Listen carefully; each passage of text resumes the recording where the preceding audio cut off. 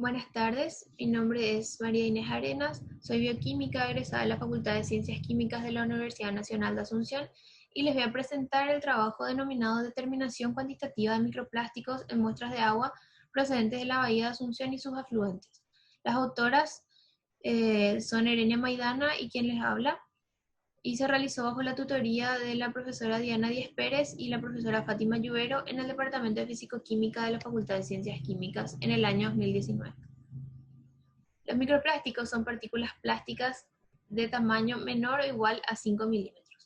Pueden clasificarse por su método de entrada al medio ambiente en microplásticos primarios y secundarios, siendo los primarios los que ingresan por escorrentía y los que son producidos con la finalidad de que posean un tamaño microscópico, como por ejemplo las micropartículas que se encuentran en productos de aseo y cuidado personal, como los exfoliantes y las pastas dentales. También los peles que se utilizan como materia prima en la industria plástica. Mientras que los microplásticos secundarios son los que se producen a partir de plásticos de mayor tamaño por diversos mecanismos de degradación, como la fotooxidación, la hidrólisis y por fuerzas mecánicas. Uno de los problemas principales que generan estos microplásticos se da cuando son confundidos con alimentos por los peces y las aves acuáticas. Esto puede generar problemas en el sistema endocrino de estos seres vivos y además también pueden actuar como transportadores de contaminantes orgánicos persistentes como PCBs y nonilfenoles que pueden inclusive llegar al ser humano por la cadena alimenticia. El área de estudio corresponde a la Bahía de Asunción, que tiene una superficie aproximada de 375 hectáreas. Esta bahía, además de ser una reserva natural, corresponde el sitio turístico y de pesca más importante de la ciudad de Asunción. En esta bahía desembocan tres cauces, que son el cauce Las Mercedes, el cauce Antequera y el cauce Perú, que son desagües pluviales. Y alrededor de estos cauces se asientan un conjunto de viviendas que no poseen una gestión adecuada de residuos. Por lo tanto, la mayoría, si no son todos sus residuos, son desechados en estos cauces, pudiendo llegar también por este medio a la Bahía de Asunción. Según datos proveídos por las direcciones de gestión ambiental y de aseo urbano de la Municipalidad de Asunción, al mes se recogen en la bahía unos 15.000 kilogramos de basura. La técnica utilizada fue la descrita por Masura y colaboradores y es la recomendada por la National Oceanic and Atmospheric Administration de Estados Unidos y fue descrita para su utilización en agua de mar principalmente. Por lo tanto, fue necesaria la realización de una verificación del método analítico para comprobar que su utilización también es válida bajo las condiciones de este estudio. Para esta verificación se agregaron cantidades conocidas de plásticos a muestras de agua de la Bahía de Asunción por triplicado. Para la toma de muestras se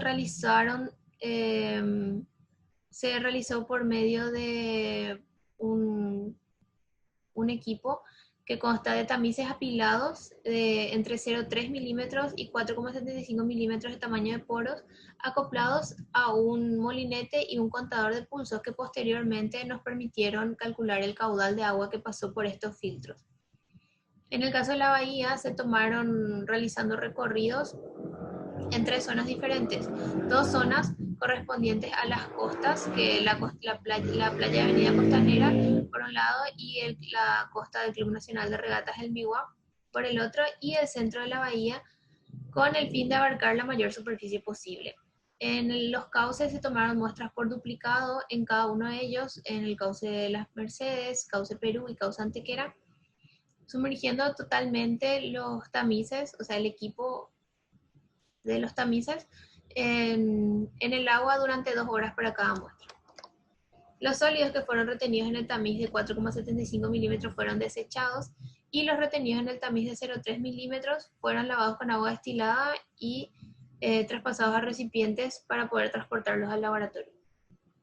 Se realizó un secado primeramente de las muestras en estufa a 90 grados centígrados. Luego se realizó una oxidación de la materia orgánica con peróxido de hidrógeno al 30% a 75 grados centígrados. Posteriormente se realizó una separación utilizando este sistema de separación de densidad. La primera separación se realizó con una solución de cloruro de sodio de densidad 1,2 gramos por ml, y para las muestras provenientes de los cauces fue necesario realizar una segunda separación por densidad utilizando una solución de yoduro de sodio de 1,7 gramos por ml. Todos los microplásticos y partículas obtenidas fueron contadas con ayuda de una lupa de bajo aumento e identificadas posteriormente en el microscopio óptico a 40 por. Se tuvieron en cuenta en el muestreo los factores climáticos. Todas las muestras fueron tomadas en el mes de noviembre del 2019, en donde hubo una escasez de lluvias y el nivel de agua se encontraba bastante bajo. La velocidad del viento el día del muestreo fue de 35 km por hora y la velocidad promedio de la embarcación de 2,11 km por hora. Estos factores son importantes debido a que se ha visto en antecedentes que las inundaciones y las altas velocidades de los vientos y de la embarcación pueden llevar a obtener resultados falsamente disminuidos de la cantidad de microplásticos. La verificación del método analítico tuvo como resultado un porcentaje de recuperación de 99,9%.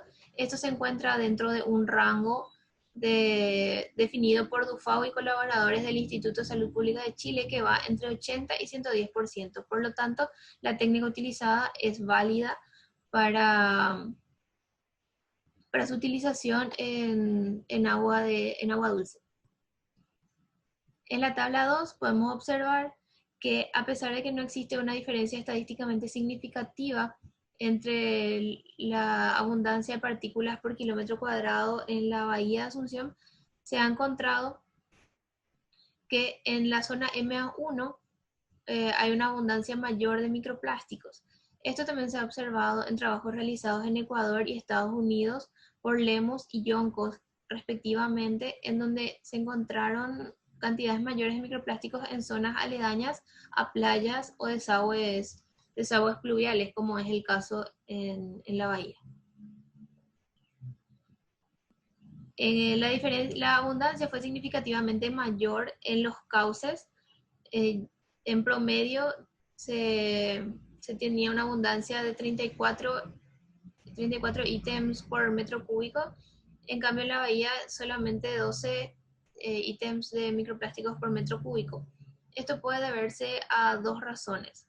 Una de ellas es el tiempo de muestreo, ya que en los cauces los tamices estuvieron en contacto con el agua por 2 horas, y en la bahía solamente se realizaron recorridos de 40 minutos.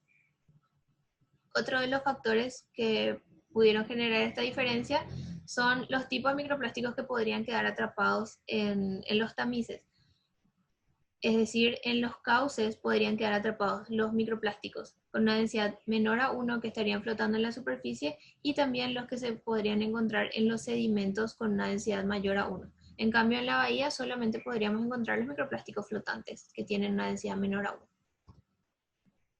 Se realizó la verificación de la técnica analítica y se comprobó que su utilización es factible y efectiva en muestras de agua dulce, y se logró una separación de los microplásticos utilizando las propiedades físico-químicas de